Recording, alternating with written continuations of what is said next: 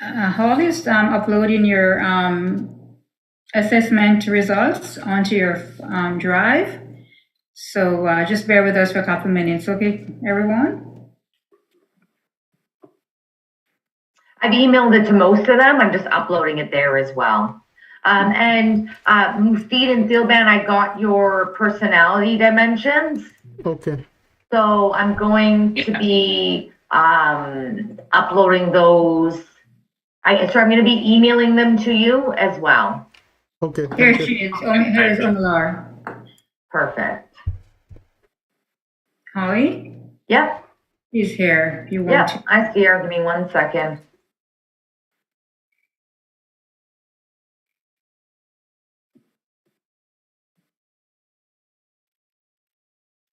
Oh, new picture.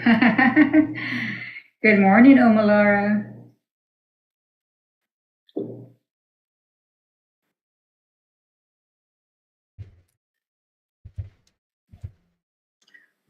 Okay. I'm just trying to get the last one uploaded, which is for Alicia, and then I'm finished.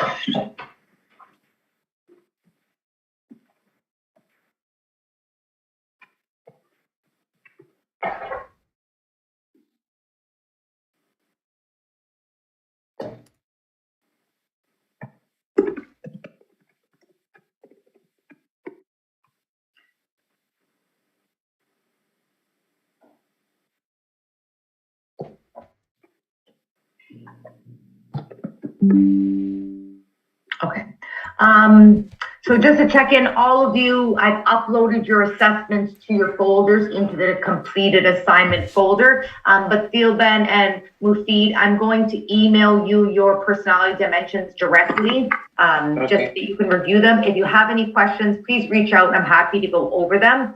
Omalara, are you there? Yes, good morning. Hi, Omalara. Omalara, you haven't finished the COP system assessment yet. It's not allowing me. It said log out, that you have been logged out. Do I have to start all over again?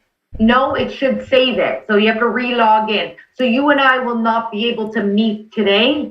Wow. So can you please send me an email once it's completed, and then we will schedule a time to meet. Okay. Okay? Okay. All right, perfect. So for everyone else, you're all finished. I'm going to get out of here. I just wanted to check in and let you guys know. But again, if you have any questions, feel free to call me, text me, email, and we can schedule a time to meet if needed.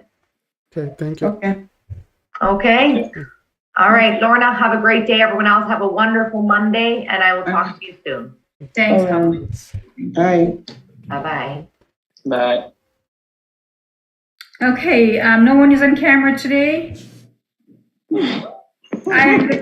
I'm looking at a blank screen.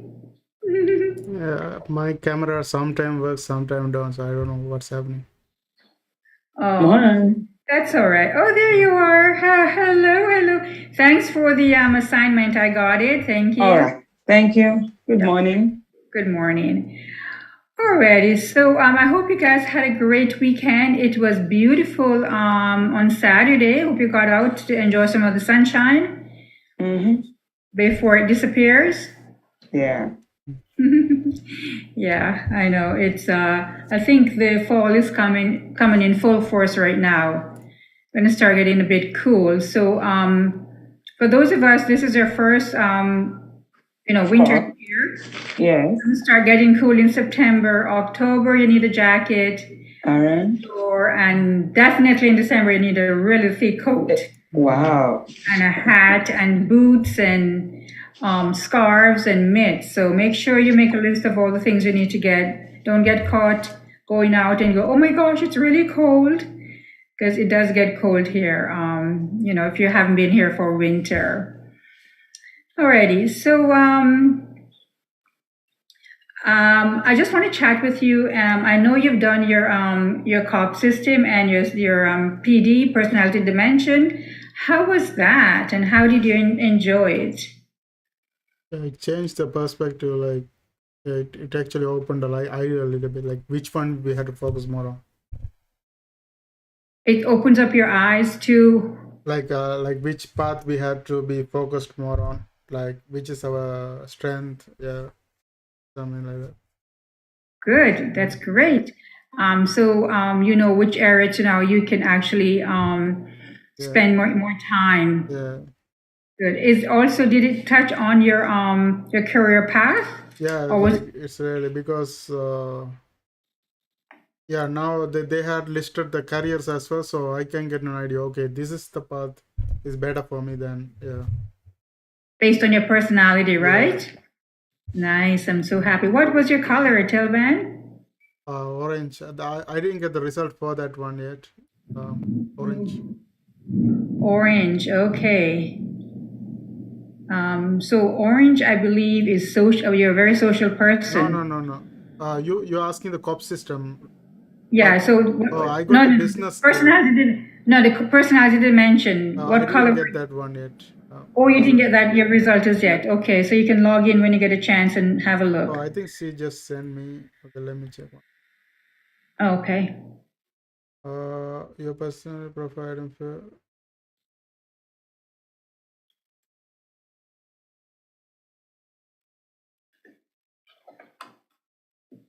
Wait a minute. I can't log it in.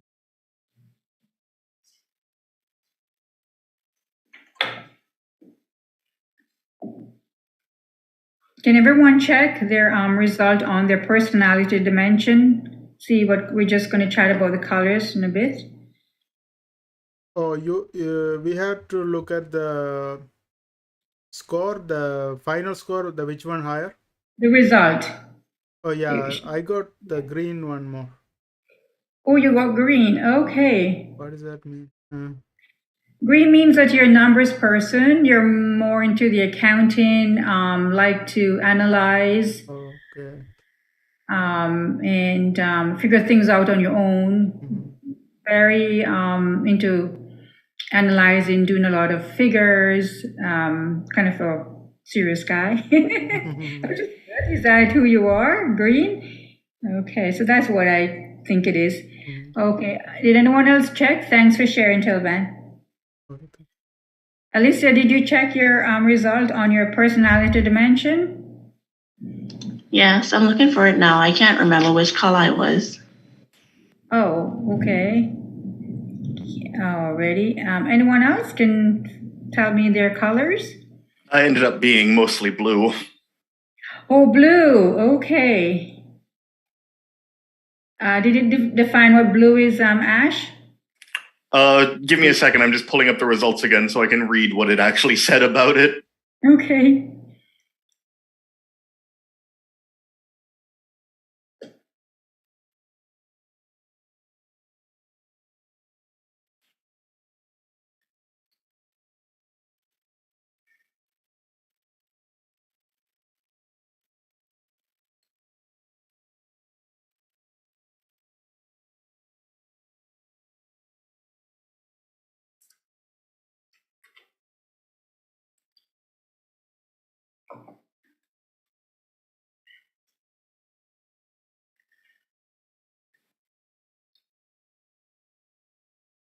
I think blue is the people-oriented one from what I'm reading here. Okay. Oh, yeah, it's core needs, relationships, and self-actualization.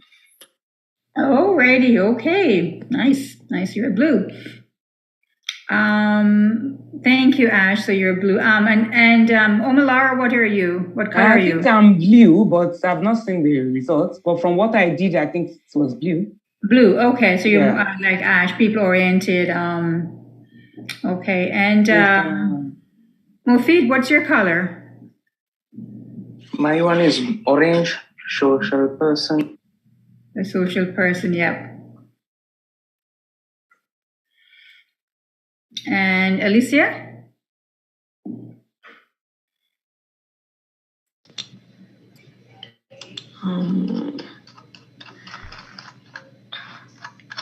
No. No? Are you okay, Alicia? Are you feeling well? Yeah, I think it's blue. You're blue too? Oh, lots of blue. No, I think mine is orange. Mine is orange. Yours is orange. Yeah, orange. Sure. Yeah.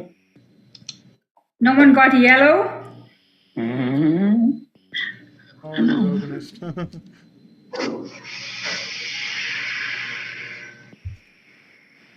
So we got 2 blue, 2 oranges, and 1 green. Okay. Can I ask a question? Yeah.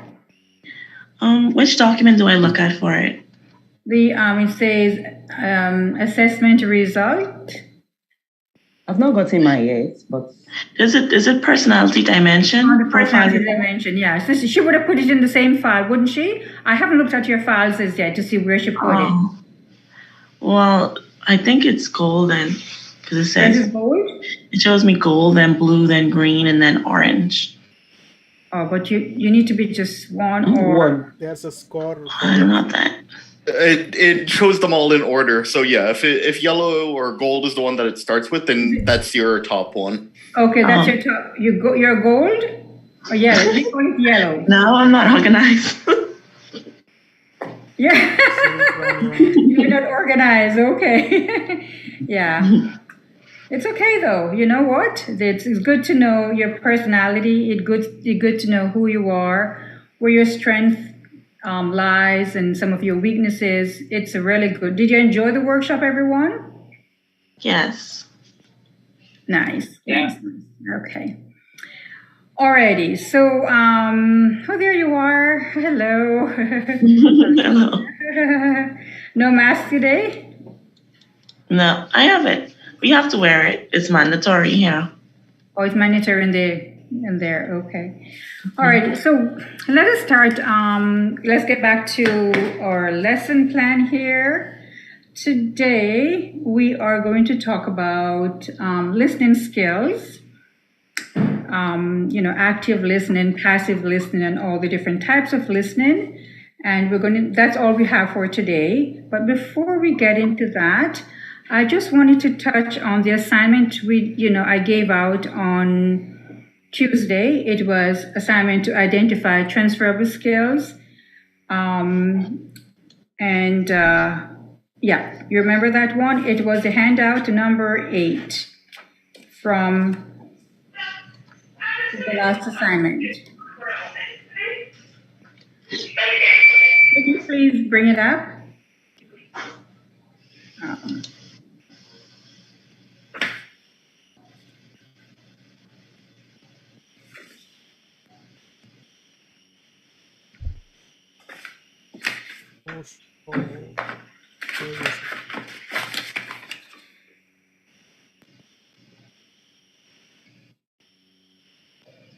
It would have been in your handouts for skills assessments, and it's number 8. Sorry, I totally forgot to do it over the weekend, but I'll make sure it's done by the end of the day and in my assignment folder. Oh, okay. But I just want to go over with you guys to make sure we understand, have a good grasp of the skill sets of each. How many? Yep. Sorry. How many skills were we supposed to name for each one? Okay, so the paragraph is asking for let me find my copy here. One, two, three, four, five. So with Wanda, they want to know, in her spare time, Wanda does that. She's having difficulty identifying any skills at all for Wanda, any skills.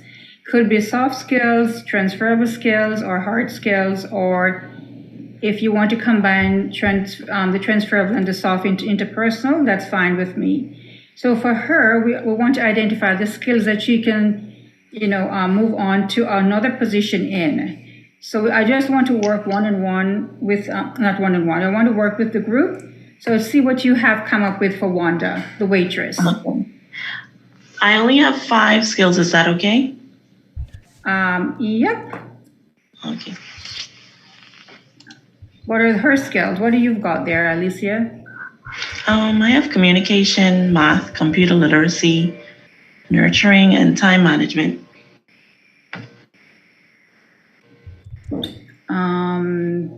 You have nurturing.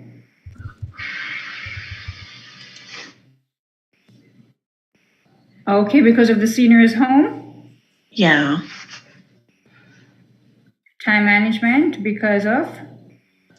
The restaurant, working in the restaurant.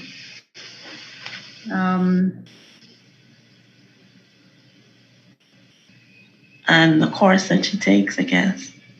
The computer courses. She has computer skills. Yes. What about her people skills, like meeting and greeting, customer service skills? Would that be part of it? Oh, I should put that. Yes. But she has customer service skills. Everyone with me? Yes, yes. So Yeah. you need to make a note of this because for yourself, you need to be able to identify your skills going forward into your making your resume. So with Wanda, she works as a hostess and as a waitress. So she meets and greet people. That's a customer service skills right there. She used to serving the public, greeting them and making them feel comfortable. So she has what? Communication skills. I think so. Did you say that?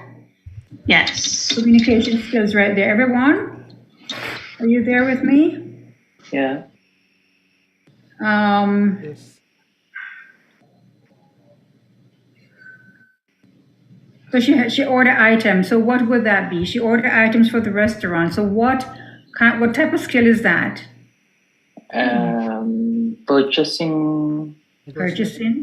Purchasing skills. Okay.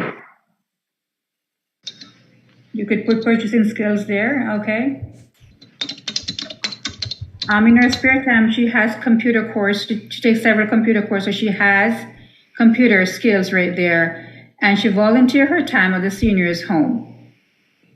Okay. One question. Do you have to put it like hard skill, soft skill, transferable skill, or just skills? Yeah, this particular one are asking for identifying any of the skills that you think Wanda has. Okay, so we have to just list all the You skills. have to put them in the category, yes. Or you could just put interpersonal skills under the soft and transferable and just use her hard skills. Okay. If you have a good grasp of interpersonal skills, you could put it that way. But if you don't, then just put hard skills, soft skills, transferable skills. Okay, so you think she could find a job doing something else? Ms. Lorna, my one I've completed. Have you gone through that? No, I haven't. I just want to go through this with the class. So you've done all of them? Yeah, the last week itself I completed. That's why I just want to find out if it's checkable. Alrighty, okay. So for those of us, thank you, Mofid. For those of us who haven't done it, you can make a note of these skills.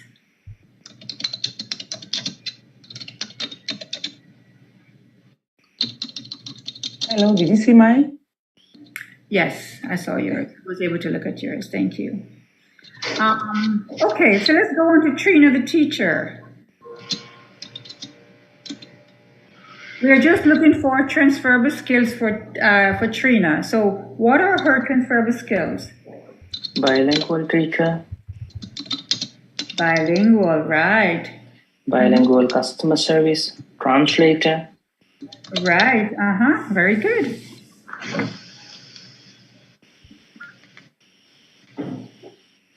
So what kind of job? She has excellent communication skills because she teaches in, right? English, French, German.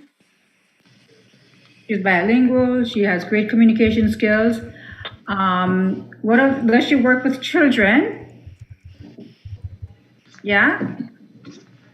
So she's compassionate, wouldn't you say so? I don't know. I've had plenty of teachers that don't fit that description. Yeah, but you have to be compassionate and understanding when you work with children 4 to 18. Well, yeah, you would hope at least. Okay, well, we'll say that.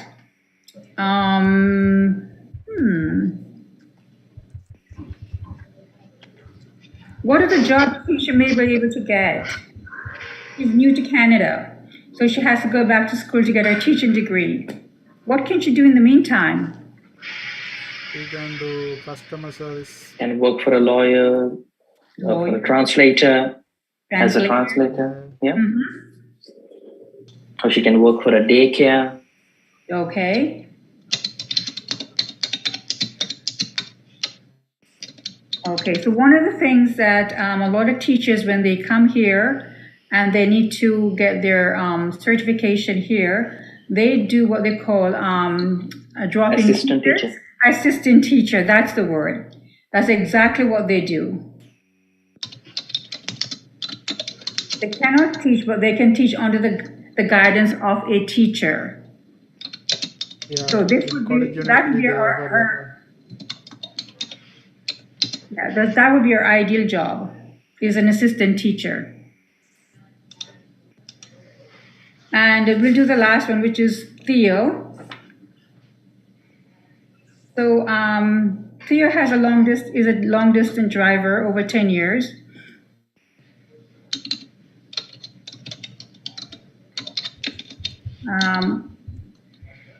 What are his transferable skills, Theo? Driving skills. Okay. Uh-huh. Delivering Is that a skill. hard skill or transferable because it's a learned skill, right? Transferable. Okay. It's at the bottom. What are the transferable skills? That's a hard skill, but that's okay. Would you say he has customer service skills? Yeah, because since he's Yeah. delivering, maybe he has Yeah. to It's a plan. deal with Okay. the customer as well.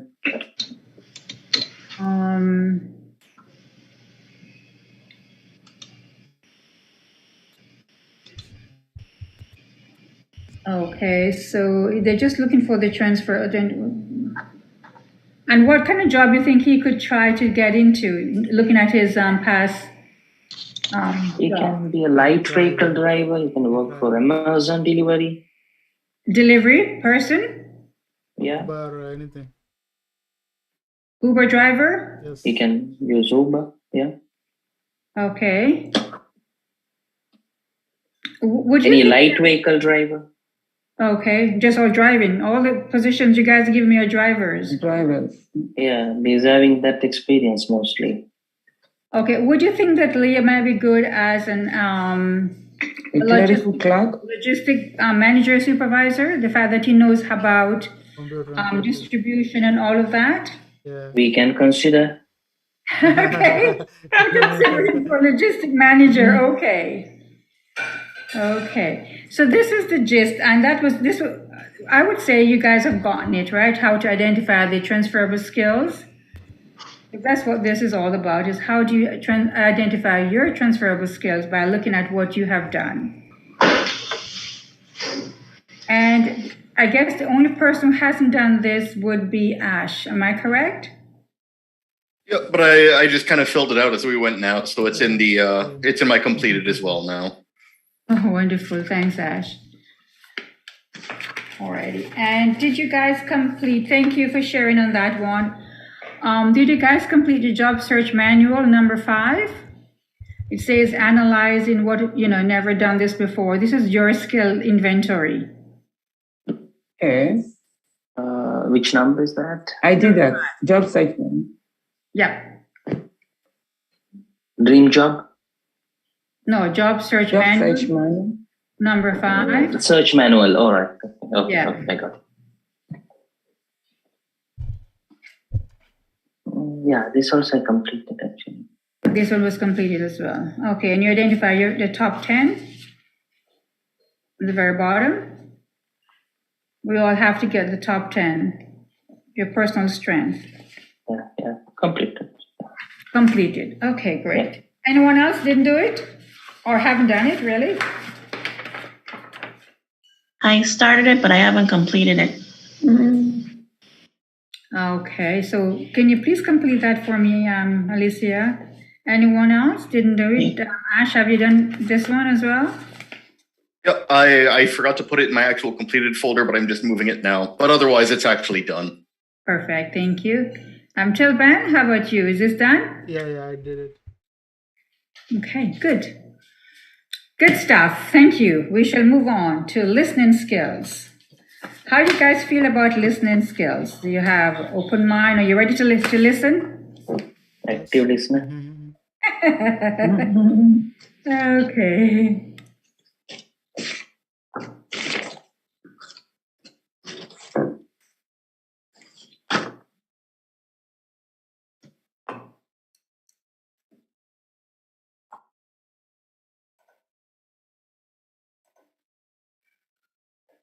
Okay, we want that one.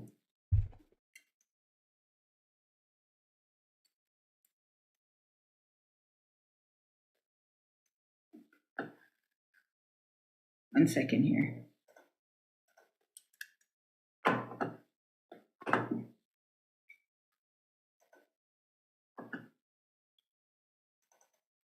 Okay, I'm going to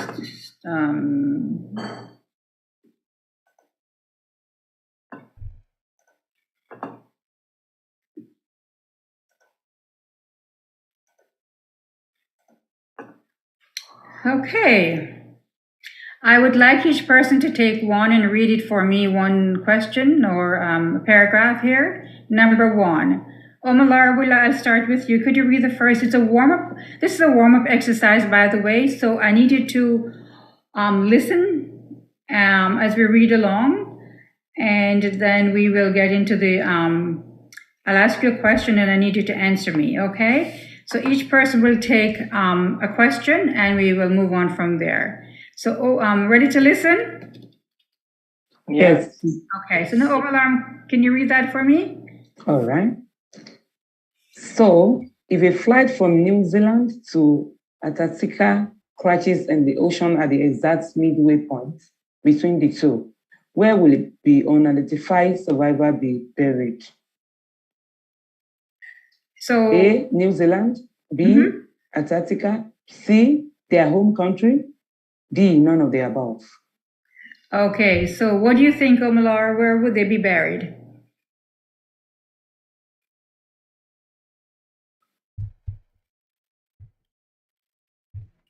So if a flight from New Zealand to Antarctica crashes in the ocean at the exact midway point between the two, where would the unidentified survivors be buried?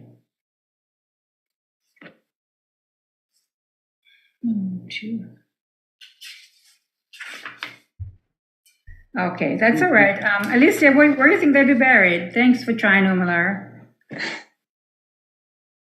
Alicia? Hello. Just reading over it again. So, if a flight from New Zealand to Antarctica crashes in the ocean, the point between New Zealand. New Zealand. Okay. Yeah, already. Thanks. Tilban? I think New Zealand. New Zealand. Okay. Ash? Yeah, I'm also going to say New Zealand. Okay. And Mufid? New Zealand. Okay, we're going to say New Zealand. Who is a survivor? No one survived. Oh. Of course. All right. Yeah. Okay. They survived. Okay, they all survived, right? So none of the above. None of the above. Yeah, I don't want to say that. Wow. Alrighty. Alicia, can you take the next one? Okay. During a trip to Morocco in Northern Africa, I had the opportunity to take a camel ride into the countryside. Now, I've ridden a lot of horses in my life, but riding a camel is a completely different challenge. For one thing, those darn saddles are mighty uncomfortable, especially after a few hours of riding. After swaying in that less than soft saddle, my bottom was sore inside. How many S's in that? In what? Okay, I want everyone to read it and think about it.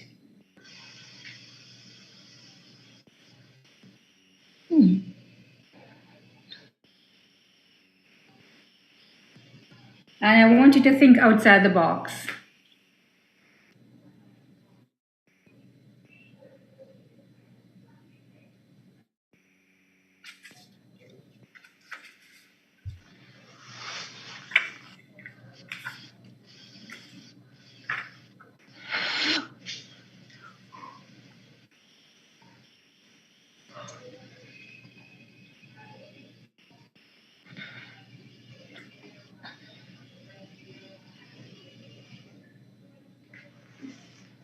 Since you're ready, Alicia, what do you think? How many S's are in that? I don't know. I don't know if I should count the S's or if I should think differently. I don't know. That's where the confusion comes. Alrighty, okay. Good try. 3 Yes. Good try.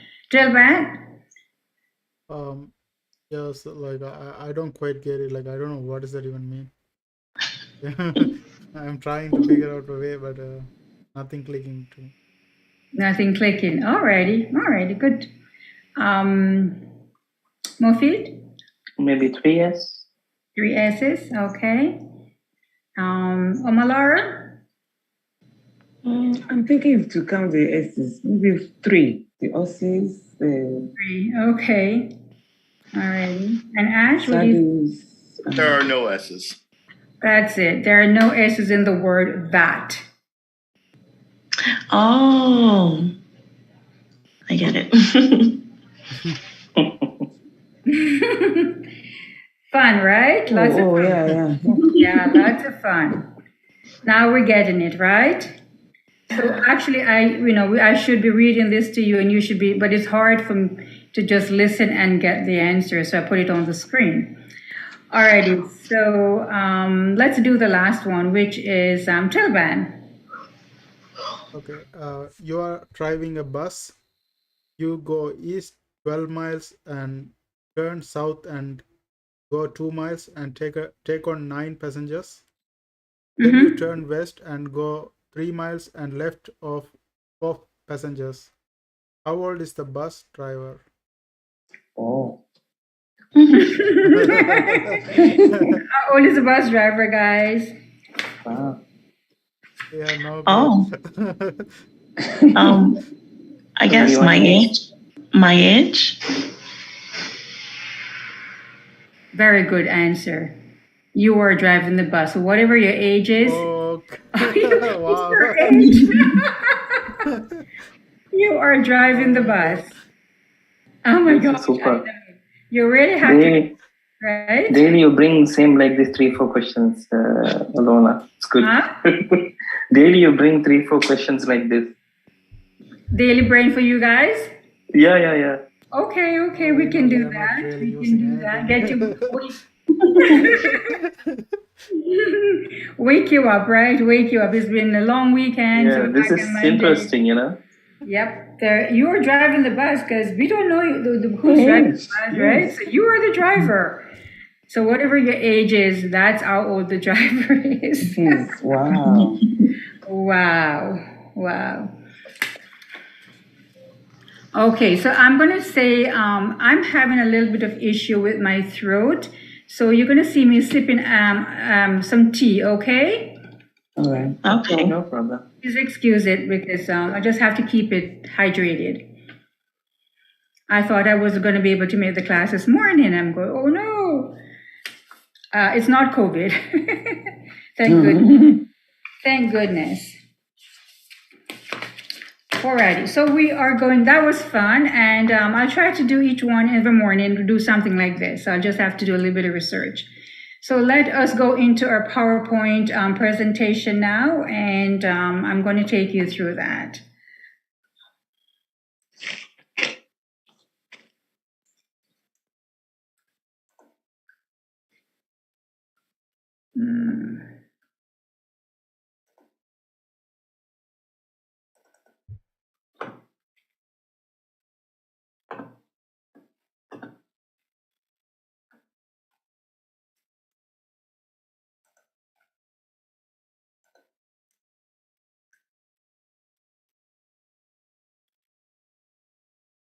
Okay, listen skills, giving and receiving feedback. So that's what we're going to concentrate on today.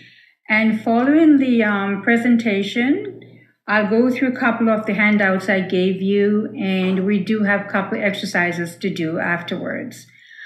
I know each one has a quiz, and you just have to try to stay on top of the handouts and finish your assignments on time, because you will become inundated with all these assignments closer to the end of the workshop.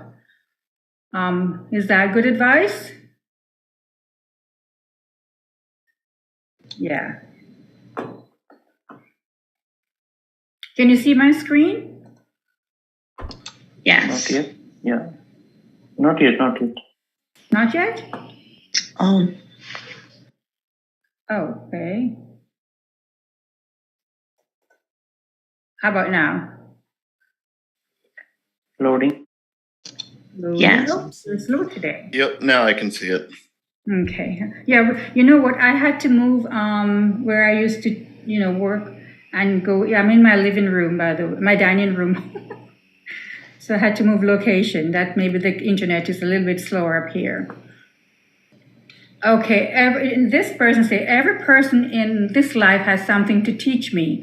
And as soon as I accept that, I open myself to truly listening. Would you say you guys listen when someone is speaking or just getting information, or do you just, you're not listening, you just hear them and you don't listen to them? Would you say that you're a good listener? No. Yeah, I'd say I'm a decent listener. You're a decent listener. Okay. And someone said no. That's Alicia. No is right? Sometimes no. I'm like Okay. selective listener. You like to listen. So this workshop is going to give you some tools as how you can pay attention to what the speaker is saying, or if you're receiving information from, say, your coworker or your supervisor. It says here that all communication is received, but 70 to 90% of the data is screened out or altered by the receiver. So what you say is not necessarily what the listener gets. Alicia, is that you? Most of us are like that. We have strong cultural tendency to tune out. On certain guys, I do that sometimes. Our minds go forward. What do I say next? We're thinking ahead of what are we going to say. And we think, how do I defend myself? What shall I have for lunch? The food comes up, right?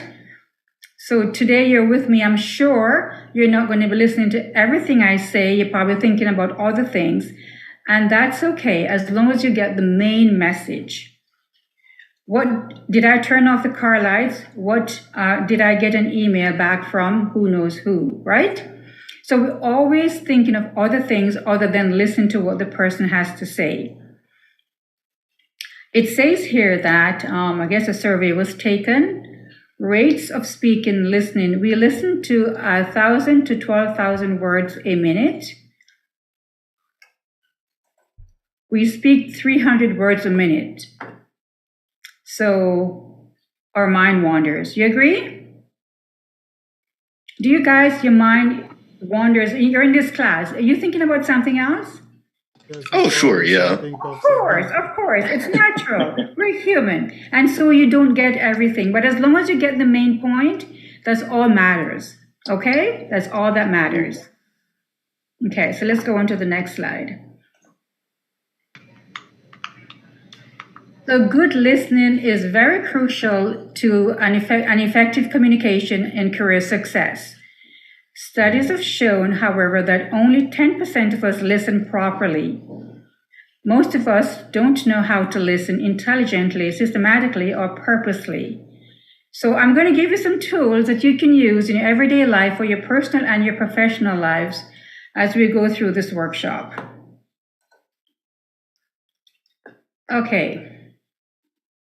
So they say, again, a survey was taken. The time we spend in each aspect of communication process. Listening, we listen 40% of the time. We talk 35% of the time. We read 16% of the time, and we write 9% of the time. You agree? Yes. Yes. Yeah. So if you listen 40% of the time, would you say you're a good listener, Ash? I mean, depends on how focused you actually are. Just because you spend a lot of time doing something doesn't necessarily mean you're good at it. Good answer, yeah. But if you do listen 40% of the time, I would say that you're a good listener. because most of us only spend 10% of our time listening. So 40% is pretty good.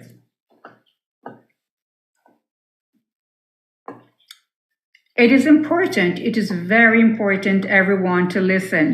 It helps to build relationships in your personal life and in your professional life.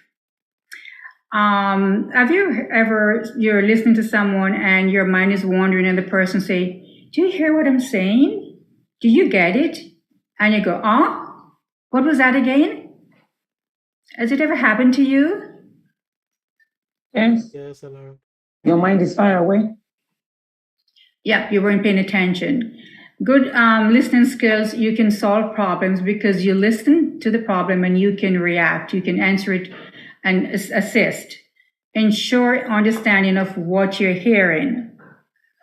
It also resolves conflicts, meaning that, you know, you have a conflict in the workplace and someone is explaining it to you, you have to listen so you can resolve the conflicts.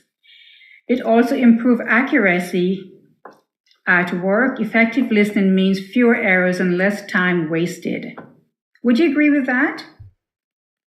Yes. Yes. For those of us who have been in management position or supervisory position, you know, it is so very important to listen to your coworkers or your manager, whomever it is, so you have fewer errors and less time wasted. At home, in your personal life, it helps to develop children, build friendship and marriages. Have you, in your personal life, you know, your spouse or your partner speaking to you and you go, it's not going to work that way, right? Right away you have an answer, but you weren't really listening. So we need to listen, not just in the workplace, but also at home.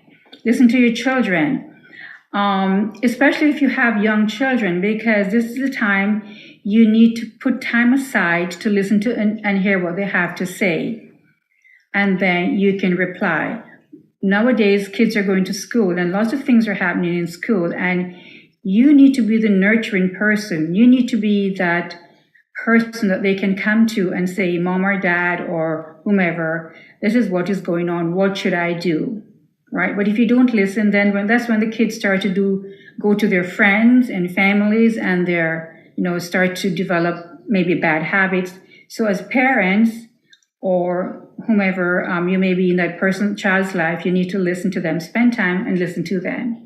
Very, very important. In your marriages, so very important to listen to your spouse or your partner as it builds relationships, solid relationships. A lot of us don't listen. Okay. Barriers to listening. Tell me if any of this jumps out at you. It takes time. I don't have the time to spend to listen to you. Other things are on my mind. I, can't go there right now. You worry, you have fear, you grief, anger, and depression. Barriers to listening. I can't do this. Individual biases and prejudice. What you're saying doesn't make sense because I am more educated than you. I'm in a higher position than you. That is what that is saying. Language. You need to slow down and speak English. I am not going to ask you any questions because you need to learn English. That is a problem we have sometimes in the workplace where English is a second language. And so, the person who's speaking has to slow down, and the person who is listening has to ask clarifying questions so they fully understand. Noise and verbal clutter. We always have external noise. So you're speaking to someone and someone else has a microwave going. That's external noise. Preoccupation, boredom, and short attention span. All of those are barriers to effective listening. So are we all guilty of all of these, you think? Sure, yeah. So, sometimes you're more focused than other times. Mm-hmm. And it can be easy to be distracted. Yep. Yes, easily distracted. But if you tune in to what the person is saying and the person, what they're speaking of as interest to you, would you say that you will be focused there, Ash? As long as you're trying to pay attention, yeah, I'd say so. Trying to pay attention. Okay. Alrighty. Okay. I guess I'm going to ask more questions of you, Ash. now that you've told me that. Okay. Okay. So let's go on to the next slide because we have a lot to cover today. So levels of listening. There are 3 types. There is the active listening, passive listening, and not listening. So let us explore the 3, all 3 of them. Are we ready? Yeah. Yes. Example of passive listening.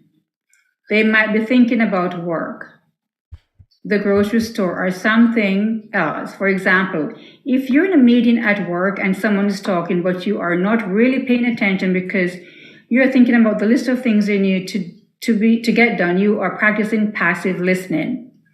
You're physically there, okay? You're looking at the person. You're probably taking notes, but your mind is not there.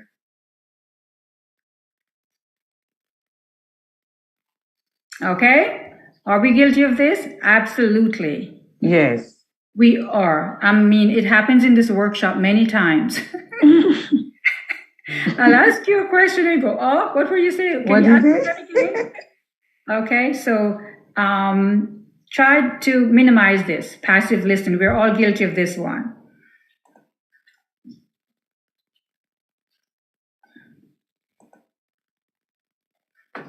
Active listening. Build trust and establishing rapport. This is the one we need to focus on. Demonstrating concern and paraphrasing to show understanding. So can you elaborate on that for me again? Did you mean this? Is that what you're trying to say? So that is active listening. When you actually show that you're paying attention to what the person is saying. And if I'm speaking to you and you're interacting with me, I'm saying to myself that, oh, this person is establishing rapport with me. They're listening to what I have to say. They have some concern. Maybe what I'm saying is not clear enough, and they need clarifying to ask some clarifying questions. They're paraphrasing just in case they get it wrong. That is active listening. Using nonverbal cues that show understanding, such as nodding, eye contact, and leaning forward. So I know all of us are moving forward into employment, or most of us are. In the workplace, when you're in a meeting or getting information from your supervisor or your coworker, make sure that you show active listening techniques. If you don't, they're going to say that you have no interest in what I'm saying to you. Okay? And one of them is by nodding, nonverbal cues. Really, really important. Say, oh, is that what you mean? Oh, yeah, I got it. And nodding and make eye contact and go, I totally understand what you mean here. And do you need me to do this? Or would you prefer that I do it at this time? Paraphrasing, okay? Brief verbal affirmation, say, I see, oh, here it is. I see, I know, sure, thank you, or I understand. Very, very important that you display these active listening techniques when you are receiving information in the workplace, when you are communicating with someone, because this workshop is about employment in the workplace. Make sure you give brief verbal affirmations. Make sure you give some nonverbal cues. Use paraphrasing to understand and make sure you get the grasp of what they're trying to convey. Very, very important. And if you do all of that, the person is going to walk away, or the group or whomever is presenting or giving you the information walk away. Oh, this person is building trust and establishing rapport with me, and they totally get what I'm trying to say here or do here. Do we understand this? Yep. Yeah. Yes. Okay. So from continuing on in this workshop, I'd like you to show me or interact with some active listening techniques. Can we do that? Yeah, sure. Okay. Okay, great. All righty. And examples of passive listening we did. And so examples of not listening. Not looking at the interviewer while they are speaking. You're looking distracted. You looking outside the window. Having close body language, i.e. arms and legs are crossed. We talked about that, right? When you're receiving information, your open stance. I think it was the first day I mentioned that to you. So having closed body language, it's showing that you're not really listening to me. Not repeating back what the interviewer has said, or the person who's conveying the message. You're not asking clarifying questions. You're not interacting with them. You're not giving affirmation. Remember, not asking questions to clarify what has been said. And the worst thing is interrupting the speaker before they're finished. Oh, by the way, did you do that? Is that what you meant? Before the person even asked the question, right? Interrupting. So a lot of us in the workplace, what happened is that because our level of education is so different, university degree, master's degree, PhD degree, high school diploma, all these things. And I find over the years working with newcomers that are highly educated, before we ask a question, they are interjecting, interrupting, because they feel as if they have been there, they've done it. So I want to say my two cents, right? So a lot of I find a lot of people that are coming into the country that are highly educated tend to do this one, interrupting. But I don't believe you guys are like that. Am I right? Yeah. Okay. So we need to not to show any of these non-listening skills. We need to put these on the rack when we're listening to someone, especially in the workplace. I know this cross arms and legs. A lot of us, we feel comfortable when we cross our arms. Is that correct? Yeah. How do you feel? Tell me how you feel when you cross your arms.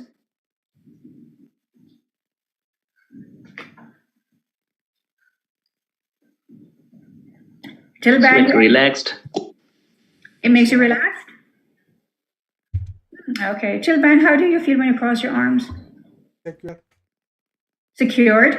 Okay. Alicia, how do you feel across your arms? Like I don't want to be bothered. Yep. Omalara? I'm relaxed. Relaxed. Okay. And Ash? Yeah, relaxed too. It just feels kind of weird having a conversation with somebody with my arms flopping off at my sides. Like, I'm listening. Okay. Go ahead. Alicia said it right. What did you say again, Alicia? Just see if you remember. Makes you feel like I don't want to be bothered. Yep. I don't want to communicate or anything. Yes, that is the message. That's the nonverbal message you're sending when you cross your arms, when you're receiving information in the workplace. I know more feet probably going, yes, I should not do that.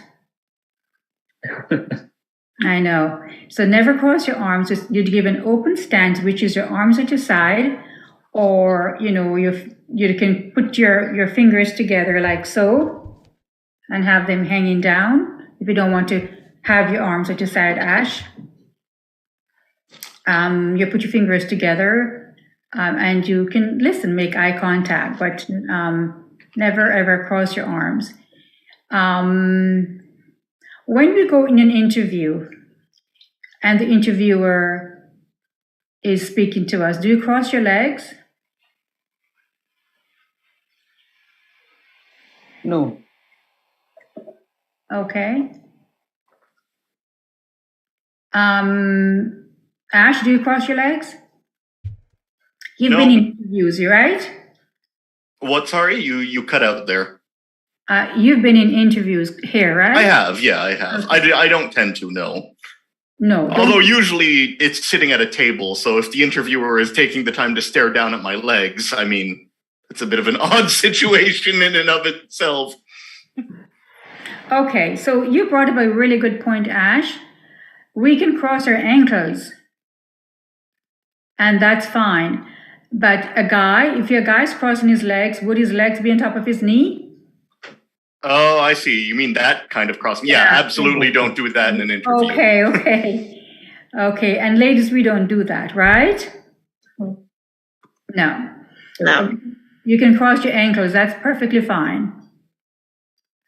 But in an interview, I noticed when I used to interview candidates, they would come in and the guys would, just sit. They wouldn't cross anything. The ladies always cross their ankles.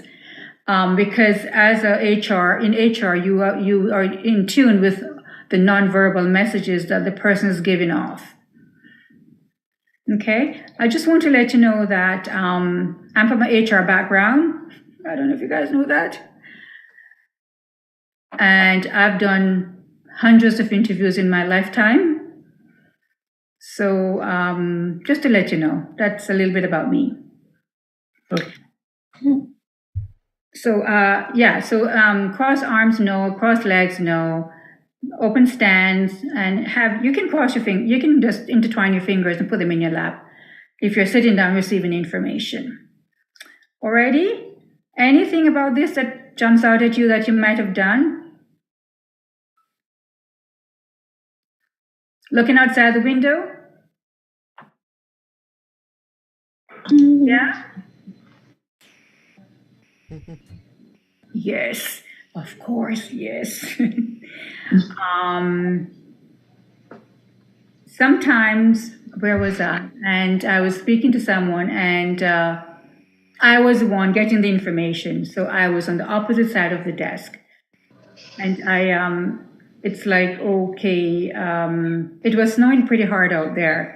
And the person thought I wasn't paying attention to what they were saying. So I glanced out the window, and she asked me, Lerna, I mean, are you listening or what happened here? And I go, yeah, I'm listening. I just want to look at the snow out there. That can happen, right? It doesn't mean that you're not paying attention. So, but it was rude of me not to look at her. I looked at the window instead of looking at her. Okay, so just remember these little things, especially in an interview. Don't look distracted. Don't look outside the window. Body language is very important. Repeating back what the interviewer said, like paraphrasing, not asking questions to clarify that was said. Did you mean this? Are you looking for information with regards to this? Paraphrase and not asking questions. Or can you explain to me? That was my mistake. Not asking clarifying question, what has been said. Can you explain to me exactly what happens in a job like this? Just give me a synopsis of the daily task here. Okay? Interrupting the speaker. So these are non-listening skills. And lots of us are, we do these. We do them, and we do them without even thinking about them. I know you guys agree, yes? Yeah. Okay. Yeah. So what is active listening?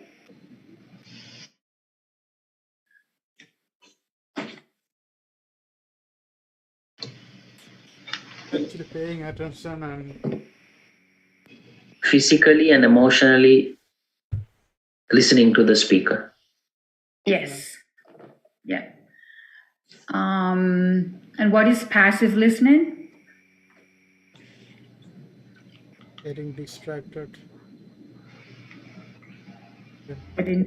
Getting distracted.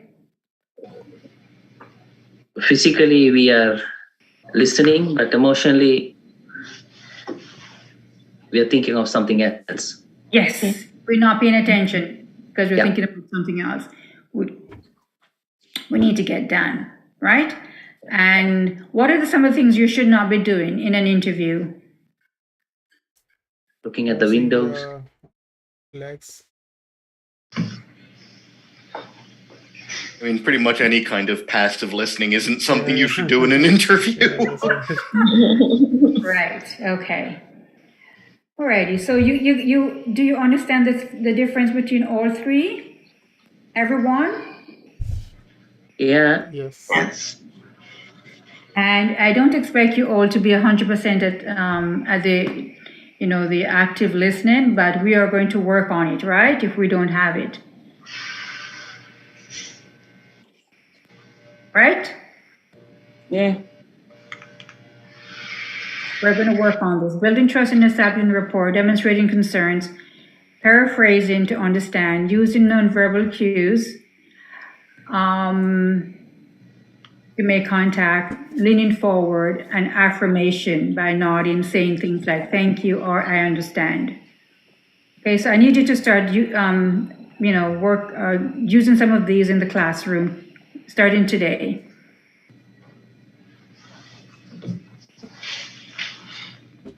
Here are some more listening tips. Mentally screen out distractions like background activity and noise. I know we're all working from home and we have people around us, maybe a pet, and there is that background noise. Am I correct? Yes. So you have to learn to screen them out, mentally screen them out. Really, really important in the workplace because you could be working in a cubicle. Remember the lateral move I talked about earlier on? Lateral move in the workplace? Yes. Mofid, you remember that? That was in the second class. Yeah, we talked about lateral move. I was just talking to you guys. So most people in the workplace may not have a private office, right? You'll be in a cubicle where there's other people working side by side with you. Sharing this kind of. Yeah, the supervisor comes in and they are giving you instructions. So you have to learn to screen out those, okay? Background noises. Person may be typing or speaking loud on their phone or having a meeting next door to you. You have to learn in the workplace to screen those out. Very, very important. If you're one of those nosy people who likes to know everything, your managers in front of you, but you want to know what the other person next door is doing. Are we guilty of this? Anyone? Sometimes. Yeah. You want to know what they're doing. You have to learn to don't do that. Screen it out so you can get the person can get your full attention and you can get the main idea what the person is looking for who's sitting in front of you. Try not to focus on the speaker's accent or speech mannerism to the point where they become distracted. So a person, English is your second language, they may have what? An accent, right? And they could be your supervisor or coworker or your manager. So don't focus on their accent. That's not very important. In Canada, there are tons and tons of people from different parts of the world, and they all have an accent. Unless you're English, and they have a very deep accent, by the way. Sometimes I'm speaking to somebody who's from England, and I get caught up in, what was that again? And they're from England because they have a very deep accent. Doesn't mean that what they're saying doesn't make sense. So don't focus on the person's accent. You're going to come across this in the workplace. Finally, don't be distracted by your own thoughts, feelings, or biases. Remember the biases part? I know more than you, so don't tell me what to do. Don't focus on that.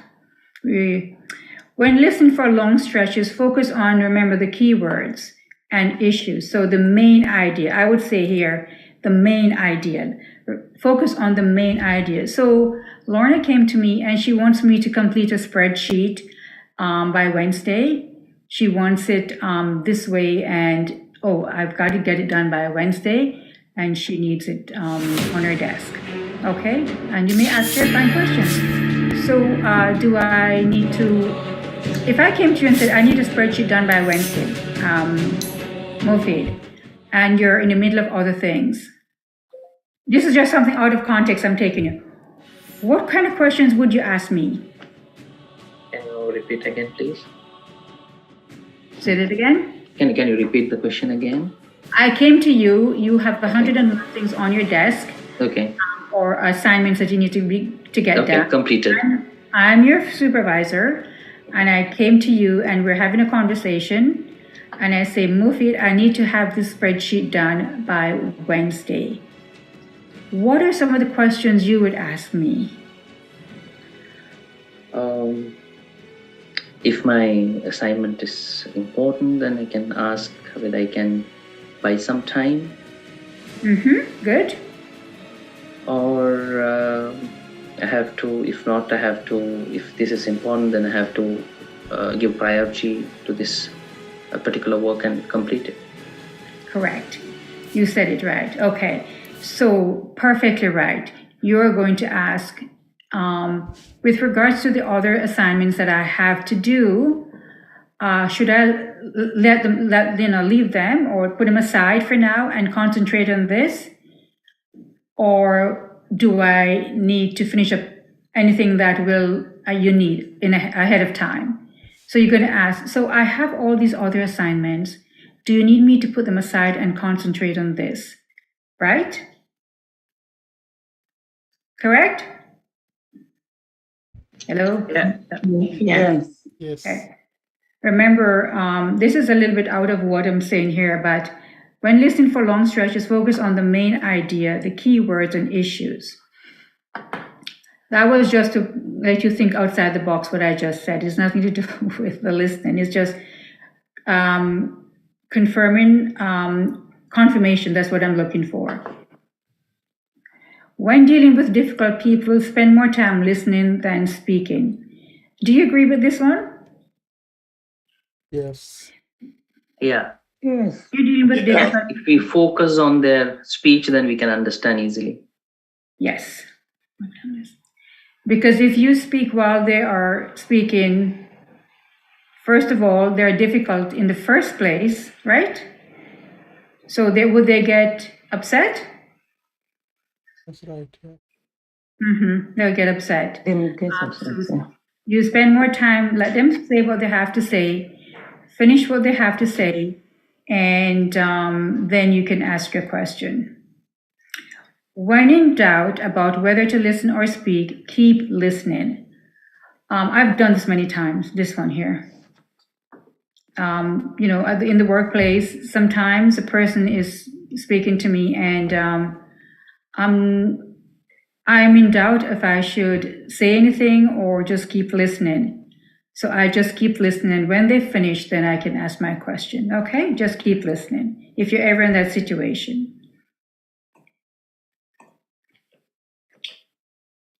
Are you guys enjoying this information, or are you getting anything out of it? Yes, ma'am. Yes. Alrighty, what is this?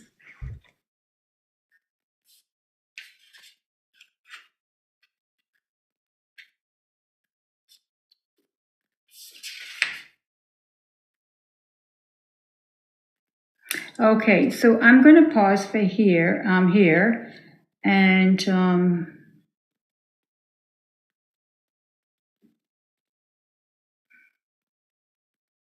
just bear with me and see if I should continue.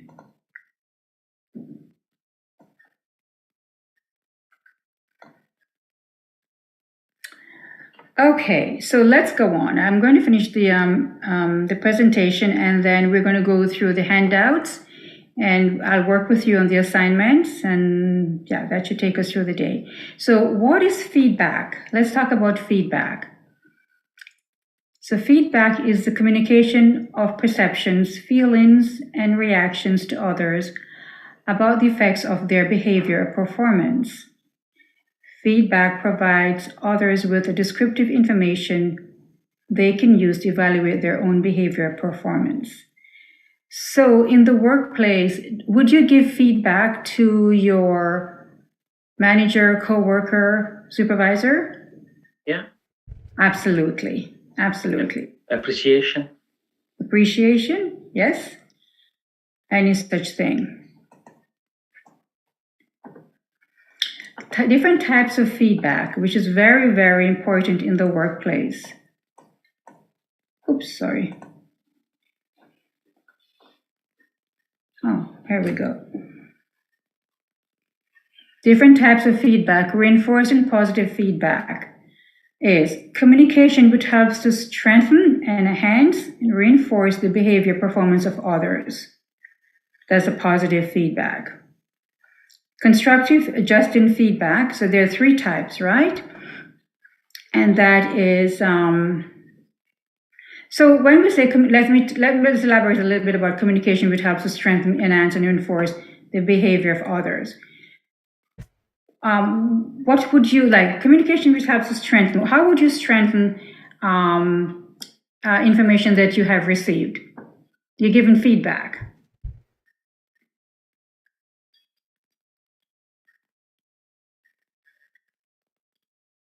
You would say stuff like, "Oh, that was really good information. It will help to shine some light on what I'm working on the next project." Correct? You're strengthening the feedback. Yes. Yes, okay. Constructive feedback. Oh boy. Communication which helps in change.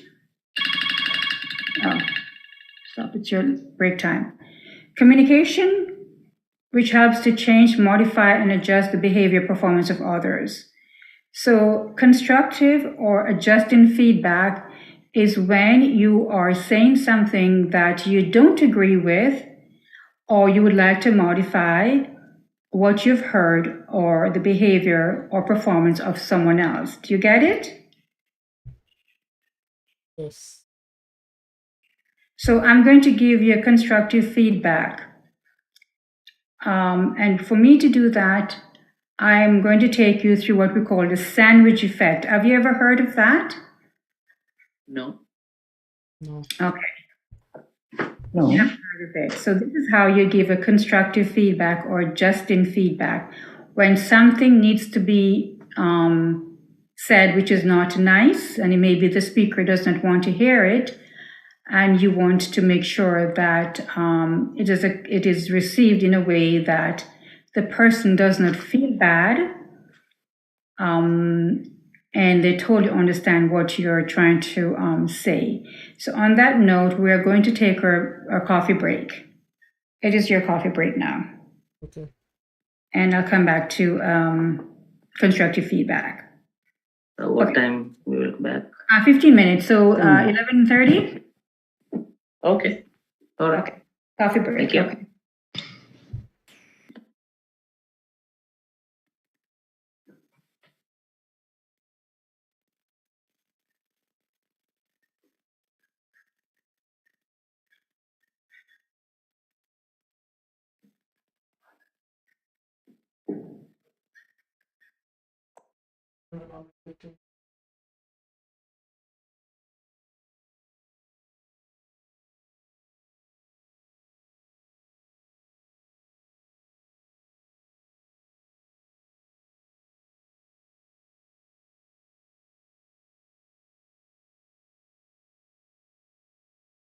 Hey Siri. 11:30.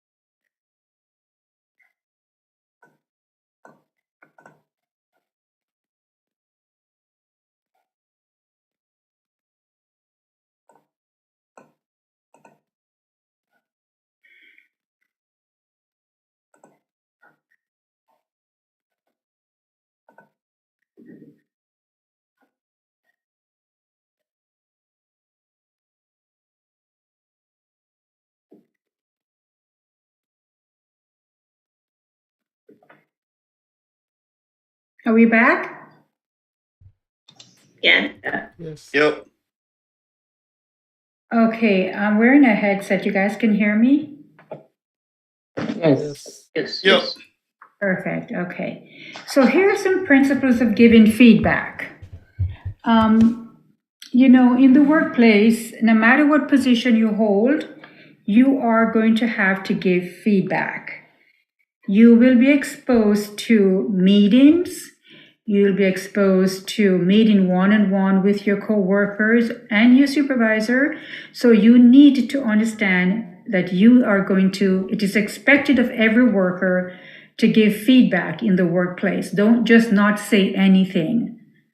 And if the person did a great job and you totally understood them, you can say stuff like, I understand fully. Thank you for sharing the information. Okay? So we all have to give feedback.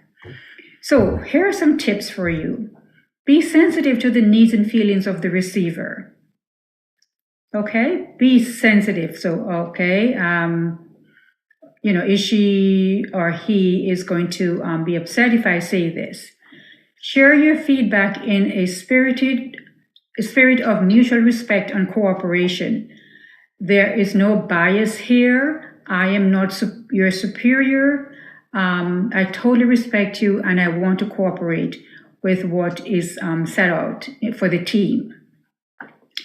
Give feedback when you are calm. If somebody said something in a meeting or meeting you one-on-one and you're upset because maybe they attack your personality, maybe they attack your work, and they don't know how to communicate and say these things. So not everybody you work with are going to have the skills that we're talking about here. Please, this is a takeaway for you. Not everyone would have gone through a workshop on listening skills and giving feedback. They could have been promoted through the ranks, right?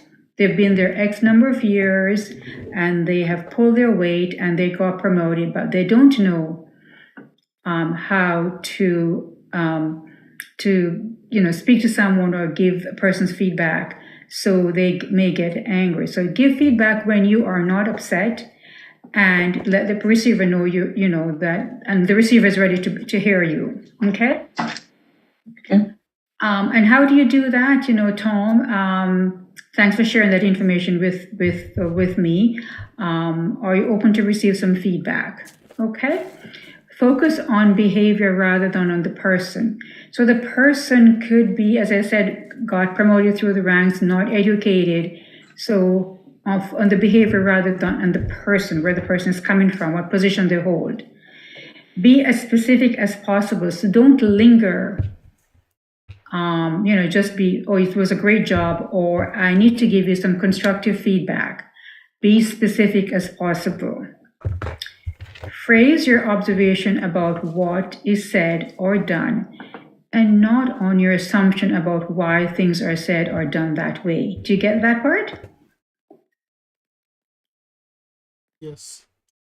What actually was said or done, but not what you're perceiving. It may have been. Give feedback in doses that the receiver can understand and use, so don't overload the person.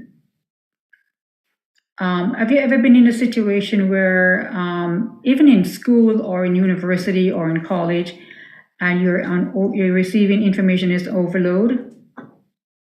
You're getting feedback from your professor and it's overload. Have you ever been in a situation? Yes. Okay, so in the workplace, feedback, give it in small doses, okay? Because the person could think that you really don't like me, you're attacking me, and don't overload the person. Check to make sure your feedback was heard and understood. And how do we do that, Alicia? By asking questions. Yeah. And what kind of questions would you ask?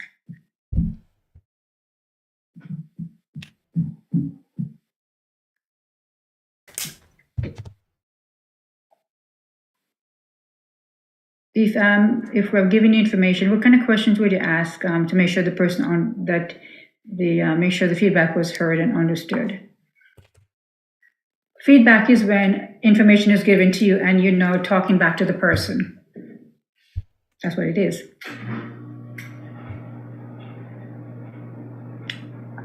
Hi there. You're there with me, Alicia? Yeah, I don't have an answer. Okay. Anyone has an answer?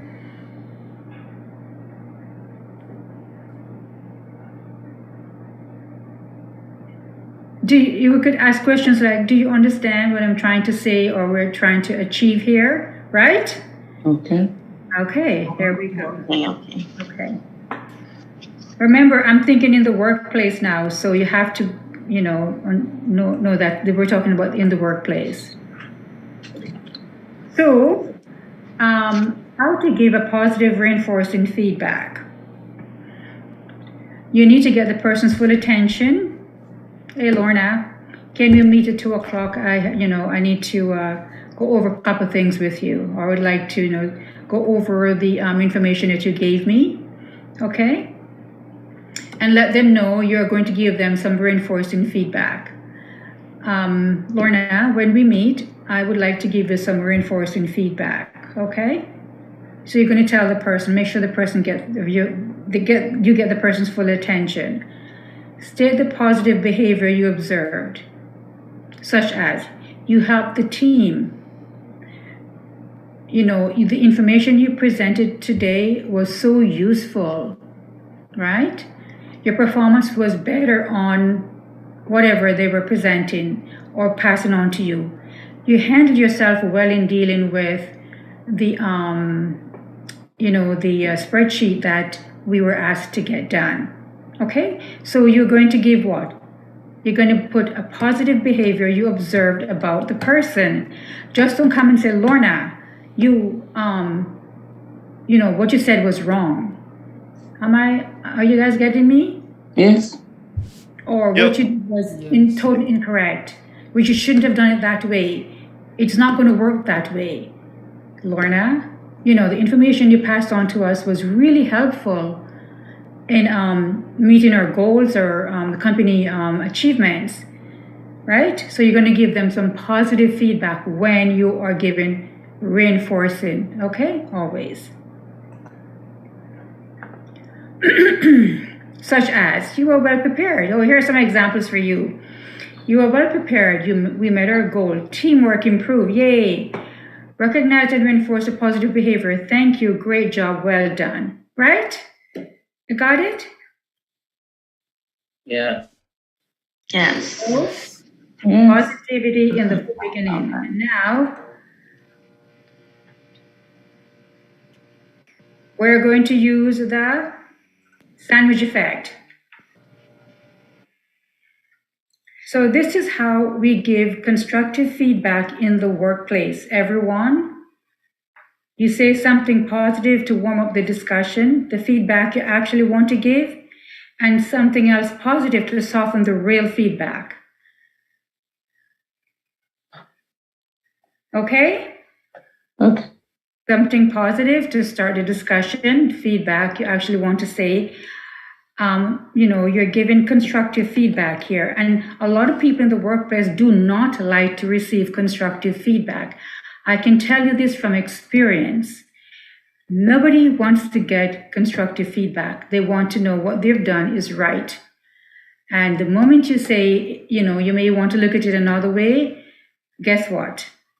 The guards are up. Okay?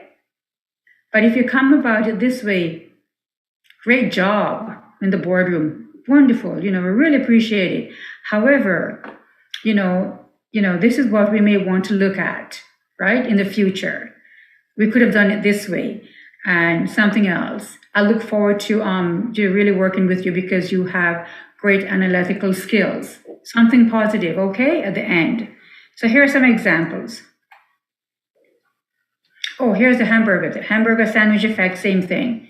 The hamburger method or sandwich technique, excuse me,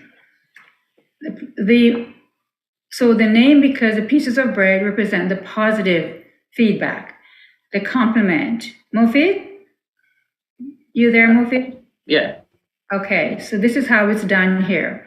So you say two pieces of bread are positive, right? And the meat is where you do the constructive criticism, this meat here. And it's not just in the workplace you need to use this method, guys. You can use it at home. It bears a lot of weight when it's done this way. Okay? Okay, so the hamburger sandwich effect. First, you praise. I am impressed with your development since you joined our team last month. You have used the skills you learned during your training or systematically review our customer's account. Wow, great. Describe the trouble behavior you observed here. Okay? You've come late to our last 3 meetings. You don't let the team know when you take breaks. And when you interrupt me, this is what happens. When you're giving criticism, you need to be very specific. Do not beat around the bush. Say how it's affecting you. Say how it's affecting the task at hand. Say how it's going to affect the outcome of what you guys are trying to do as a team or even individually. Got it?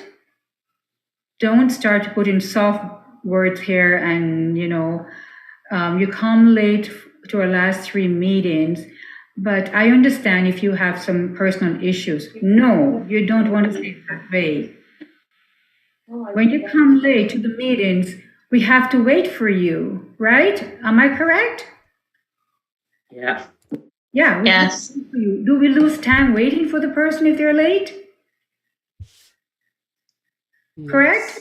Right. So be very specific when you're criticizing the behavior or the troubling, whatever it may be. Be very specific as how it's affecting you, the team, and the work. At home, if you're using this effect on your family, you can say maybe to your daughter, your great daughter or child, all the good things. However, you can't sneak out at night. Okay? Something like that, if you use it at home.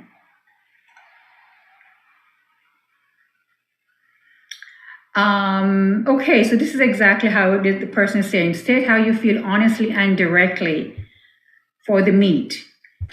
I get upset, I feel anxious and frustrated, I get angry. Okay? When you are late for the meeting or you take breaks without us knowing, it upsets me, right? Right, Tilvan?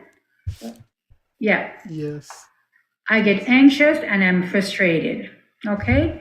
Explain the effects of behavior as cause. When we started late and we waste time. I have to cover for you because it's hard for me to make my point. These are just examples. They're not relating to, anything.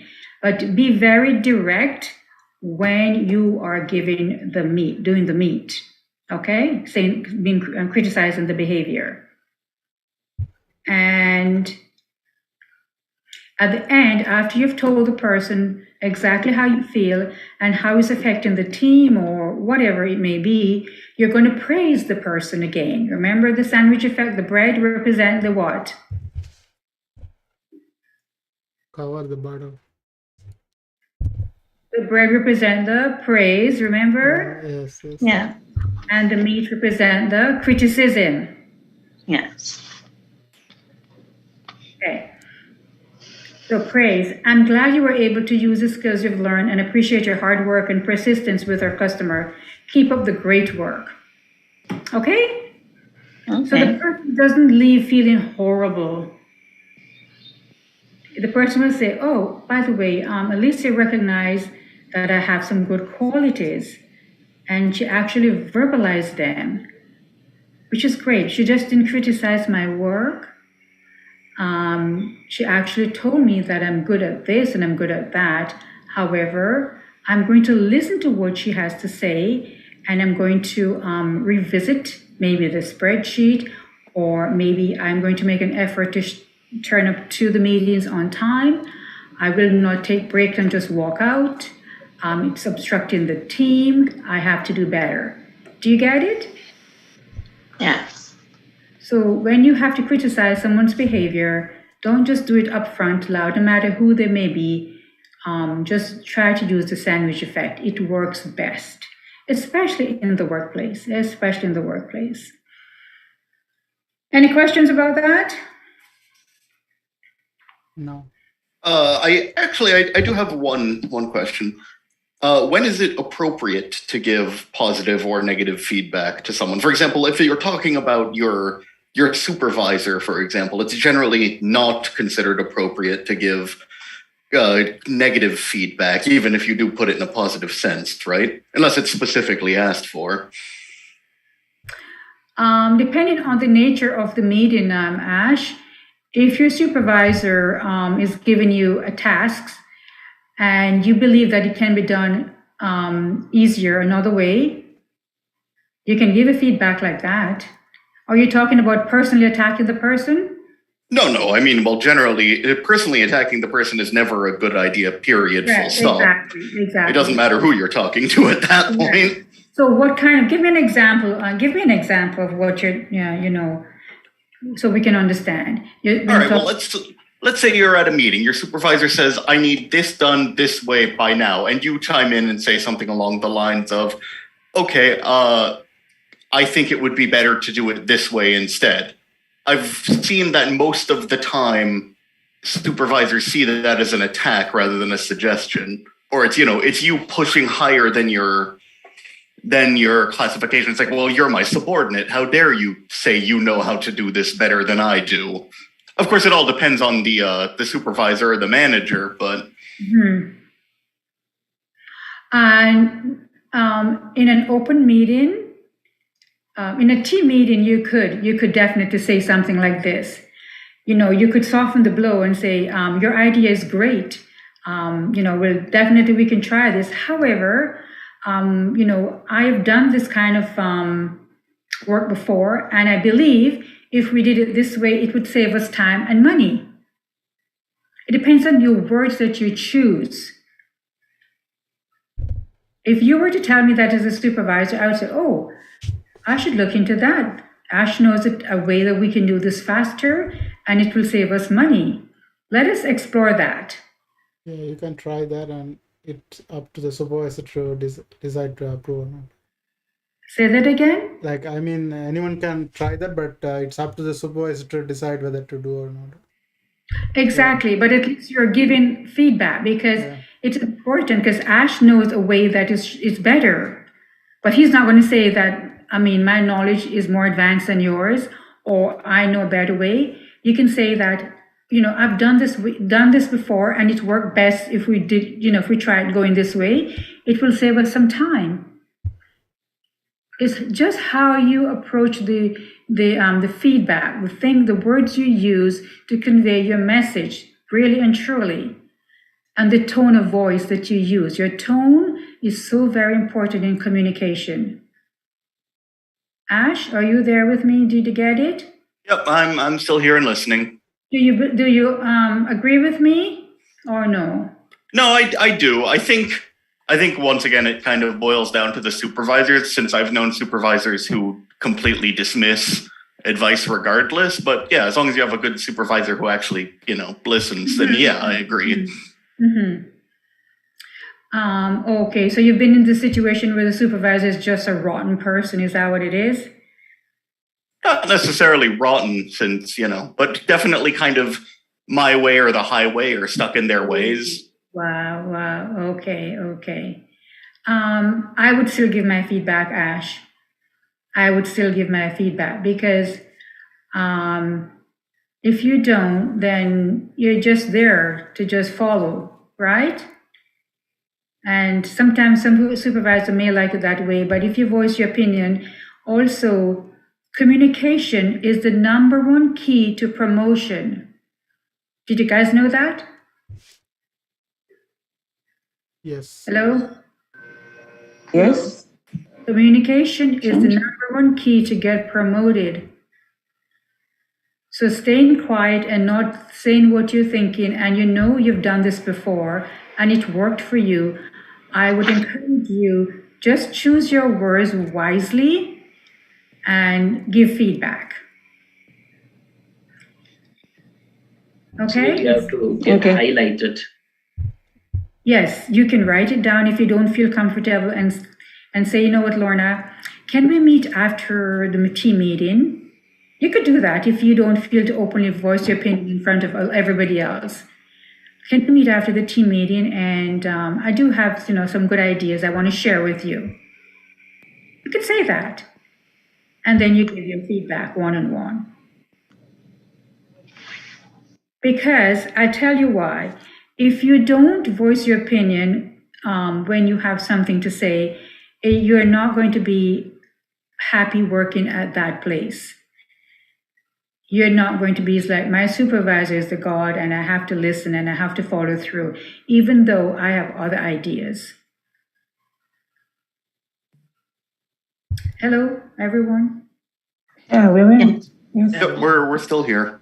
Okay, so I would definitely voice my opinion. I choose my words wisely. I would get a time when I can get his or her attention, or if I feel that, it would benefit the team, I would voice my opinion, but I would be very careful as not to get the person angry. So I would use the sandwich effect on my supervisor.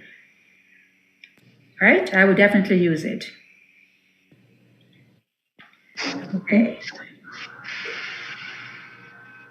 Let us look at the next one.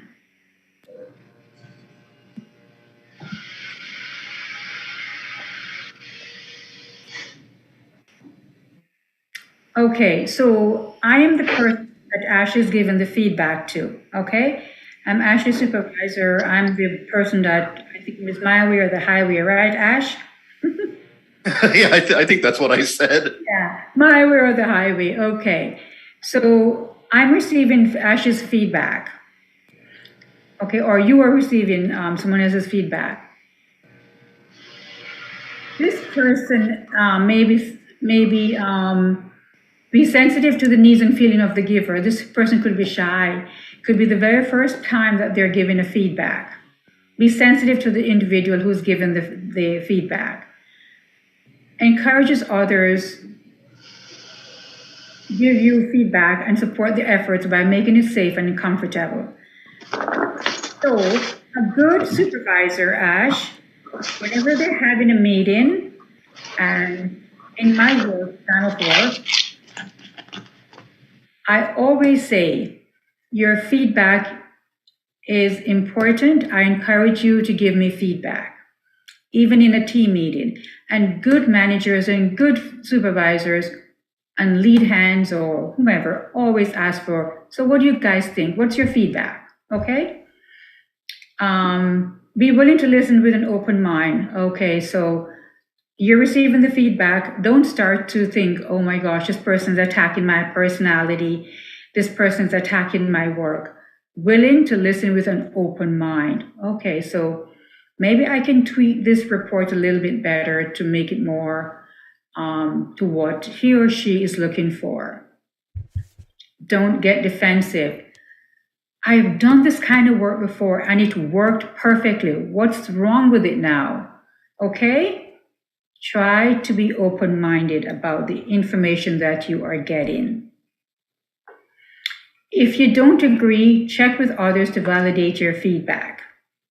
So for instance, I totally disagree with the person, but you know what? I'm going to check with Alicia to make sure that, I'm getting this information correct.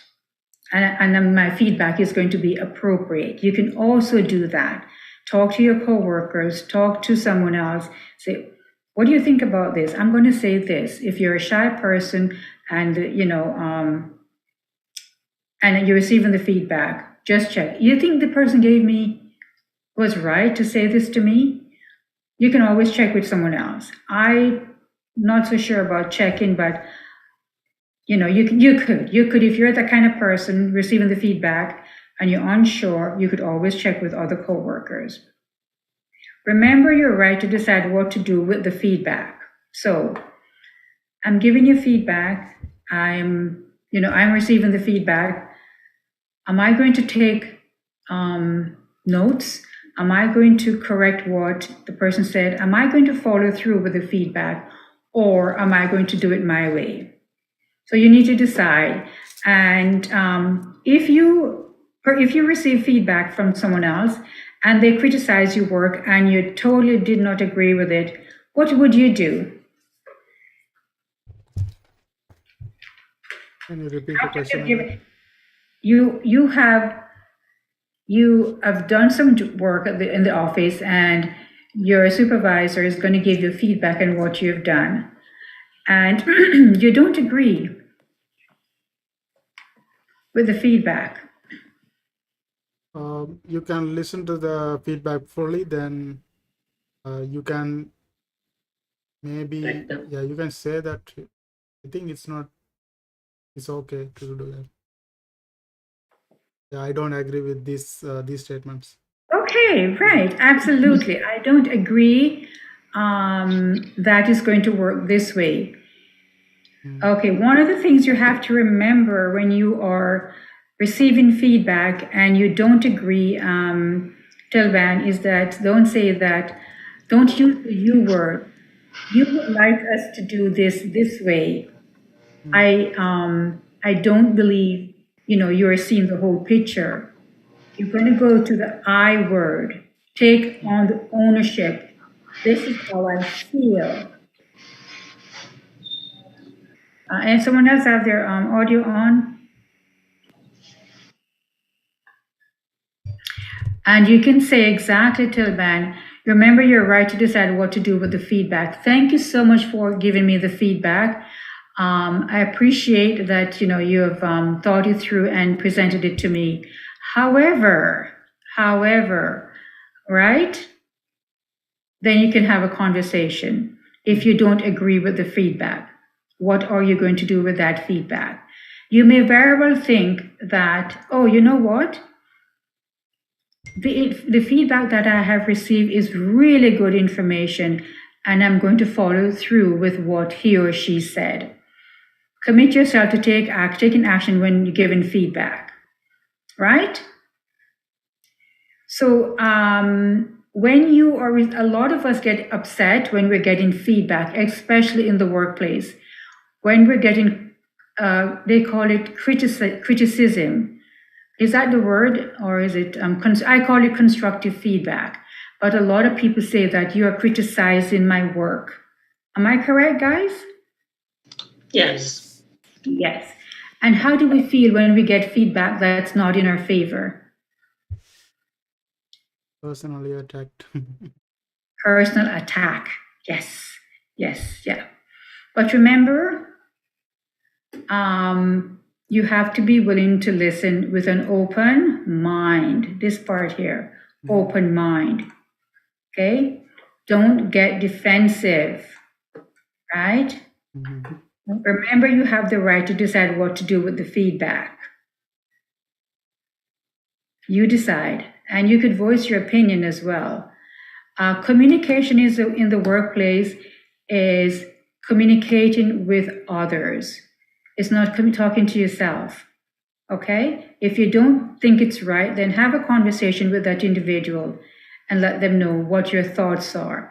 I believe, not you think, I believe if we, thank you for giving me the feedback, but I believe if we were to do it this way, it may work out, okay? Commit yourself. If the person gave you the feedback and it's really going to help you, commit yourself to taking action with the feedback that you have gotten. Okay? Feedback is a hell of a thing in the workplace. Nobody wants to get that. For some reason, it seemed to be the, the sore eye. But if we don't give feedback, how do we move forward? And how do we know that the information is received?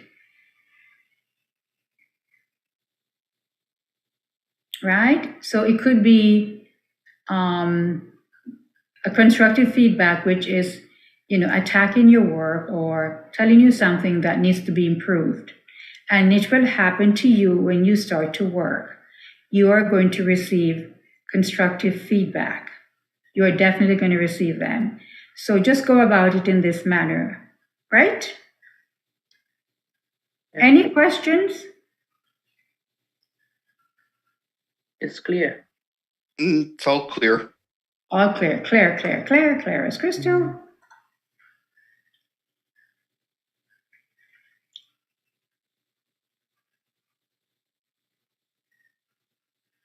Okay, so in the workplace, you are receiving, this is how you do it. Can someone read that slide for me? Anyone? Sure. How to receive feedback. Give the speaker your full attention, relax, suspend judgment, and focus on understanding what is being said. If you don't understand, ask for clarification or examples, wait before responding, summarize and paraphrase what you've heard to make sure you understand, share your feelings about the feedback, thank the giver for sharing the feedback. Yes, okay. Clear enough, right? Yeah. Very, very clear. And this clarification is really important in the workplace. Okay. So, anyone, would you like me to revise any of the slides we went through? Were you taking notes? I think it's all pretty clear. Yeah. It's pretty clear. It's really clear. And in your handout, there is a copy of this in there. In your handout, this is a copy of this slide presentation in there. Okay. Okay, so in your mind, what is communication? It's active listening Mm-hmm. and choose the right way of speaking, like when Interacting. Communication is speaking, right, Tilban? Yeah, listening and speaking in a good manner. Yes, yes. Interacting, eye contact. Right. Means of sending or exchanging information. Thank you. That is what I was looking for. Was that Omalara? Yes, yes. Yeah. So communication is always taking place. Do you know why? To exchange information. To understand each other. Yeah, understand each other. Okay, so I'll give you this little piece of information. It's not in your work thing, but communication is always taking place. I am here and I'm sitting in front of you and I'm being silent. Am I communicating? No. No. Yes. I am communicating. I'm silent. I am communicating. Rearrange the word listen is silent. Yes. Non-verbally. Yep. So communication is not just what you say or do, but how you say it and the information and how the receiver gets it. Communication does not take place unless the receiver gets it. A lot of us like to talk. They're constantly talking. And people run away from them because they're not good listeners. They just like to verbalize everything, right? They're communicating. Unless you are getting the information that I am saying, then I'm not really communicating with you. You must know the audience. You must be able to communicate and so they understand you.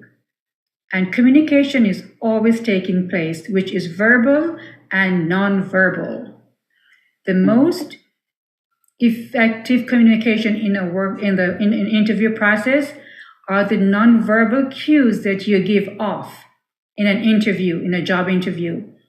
Sometimes it's not just what you say, but about the non-verbal cues that you give off, the eye contact, the nodding, Signs. right? The crossing the arms, being on time. All of those are very important in your job interview. So communication is always taking place, even if you believe it or not. And you must know your audience when you're communicating. Okay, so remember that. You are here with me every day, Monday to Thursday most times. And I'm talking, but And I hope that you are receiving. I hope so. So Yeah. we're actually communicating here, right? Yes. We are communicating. So even in your home, you're communicating when you're with your partners or children, your spouse. You're always communicating. Even if you don't see a word, you're communicating. Maybe the way that you look at them, like, what are you doing? That's communicating, okay? So it's not just what the things that you say is always taking place. Just remember that. So when I ask you what you think about this, you're always communicating with me. It's like, sometimes I ask, so what do you think? And you go, can you repeat that? You were not listening to me. Am I correct? You were not listening. Your mind was thinking about dinner. Am I correct? Yeah. For dinner. I mean, Yeah. the What's the unfortunately tricky part about doing like Zoom calls is that sometimes it's not that you're not paying attention, it's just that audio cuts out or there's some kind of weird computer thing going on in the background. Okay, that is true, Ash. That is so true. So, Yes. but guys, this is our third week together. Am I correct? Yes. Yes. Yeah. Yeah. We are one team. So, start communicating with me, okay? I know you have been. Actually, you have been very, very, vocal on the Zoom, which I love. I love. You guys talk to me, and I really like that. I appreciate it. I've had classes where, I have to say, can you say something? Active listeners. Active listening. Yes, All yes. active listening. You got you got it. Active listening. Yes, absolutely. Alrighty. So 12:08. I am going to ask you guys until 12:15 to go into your handouts. And we're going to look at handouts number 3. Before I leave the slide, just a second before you go that, is there any questions about the listening and receiving information, giving feedback? No. Did you learn anything from this presentation? Yes. A lot. Yes, yes. Yes, awesome, good. So let us now go through your handouts and look at number 3. We'll do it together. Is it in the drive as well? In the handouts I sent you on Friday? Or the Do you mean the listening and learn to getting actively the listen answers? handout? Yeah, learn sorry. to listen. Yeah, let us see. Let me just look at that one. Number 3. Yeah. Thank you. Yeah.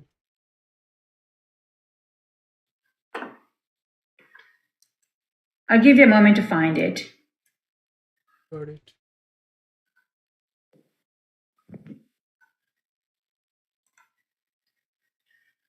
And so I'm going to ask Tilvan to just read for me Okay. some of it, and then I'll ask Mofi to pick up where he left off. Okay. Employers say recent grads lack communication skills. Learn to actively listen. Communication skills tops the list of what employers look for the most in employees and job candidates, according to the National Association of Colleges and Employers in the United States. Ironically, communication skills also top the list of skills most lacking in new college graduates. It's no wonder that employers value good communication as much as they do. It's a skill that prevents accidents and mistakes, saves time and money, and resolves problems among coworkers, bosses, or customers, according to Marsha J. Ludden, Okay. MA, author of the new workbook Effective Workplace Communication, 3rd edition. Despite its impact on workplace efficiency, communication is still a skill everyone from new graduates to seasoned professionals struggle to perfect. Often, this is because people forget about the most important component of the communication, active listening. Ludden believes listening is not essential in the workplace, but a key to an individual's career success as well. According to business experts, the higher one's position in company, the more time that individual spends listening, says Masa J. Ludden, MA. Learning to listen has rewards. Good listening skills will reflect positively on your work record. An employee who has shown the ability to listen and follow the directions will earn the respect of his or her supervisor. If you want to advance on the job, learn to listen. Remember, good leaders are good listeners, Ludden says. Fortunately, learning how to be a good listener can be easily done in 7 steps. In effective workplace communication, Ludden offers the following advice on how to actively listen to instruction given in the workplace. Okay. Number 1, look at the person as he or she speaks. Number 2, notice words that he or she stresses. Third, watch for anything he or she writes down. Fourth, listen to each step in the instructions. Fifth, take notes to help remember each step. Yeah, okay, I think that's it. Okay, there we go. Two more. Sixth, do not interrupt. Wait until the person has finished speaking. 7, ask questions to clarify the instructions. Listening is not a natural talent for most people. You must practice good listening skills, Ludden says, stressing the importance of communication in the workplace. Consider this: how many people do you know who lost a job because they listened? On the other hand, how many people do you know who lost a job because they didn't? Yeah. Mm-hmm. That's it, right? That's it, right? So here are some of the steps. Look at the person. Notice the words here. So when they say listen, notice the words. They're looking, what is the main idea? What are they trying to convey here?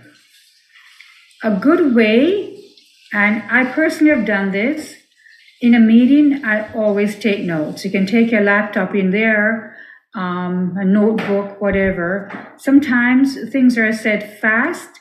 You may want to write it down. Take notes to help you to remember each step.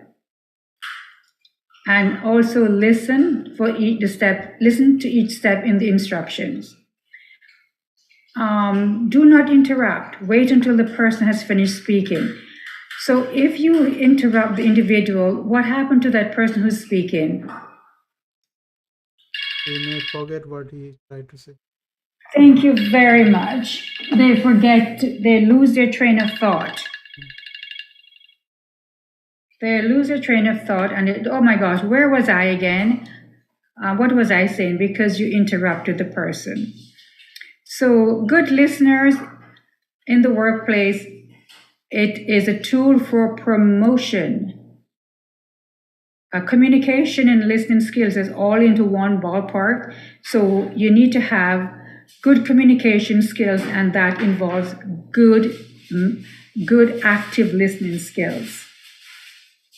Okay, you need to have that to be recognized in the workplace, to get promoted, to become a team player.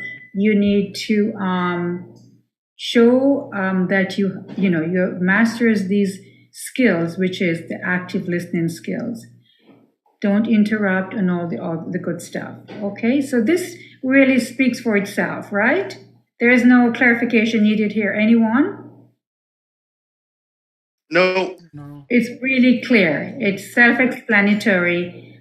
Don't need for me to explain any of this. Is right? Oh, okay, Omalara? I think she's going to break. No, I'm here. Okay, is there anything you'd like me to go over from the... I don't have this. You didn't say, I don't have it. You say you sent the email on Friday? No, it's not in your email. It's in your, the Google Drive. Okay. I know you got your computer now, right? Yes, please. So go into Google Drive, it's there. All right. Okay, but it's all there for you to read and go over if you ever need a refresher's course on active listening. So on that note, we'll break for lunch, and when we'll come back, we'll continue with listening skills. Okay. Okay, enjoy lunch, guys. I'll see you at what time is it again, Ash? We're to come back. Let's see. It's 12:17 now. So is it 1:02? Right down. Okay, 1:02 then, guys. See you at 1:02. Okay. Alrighty, enjoy lunch. Okay. Bye.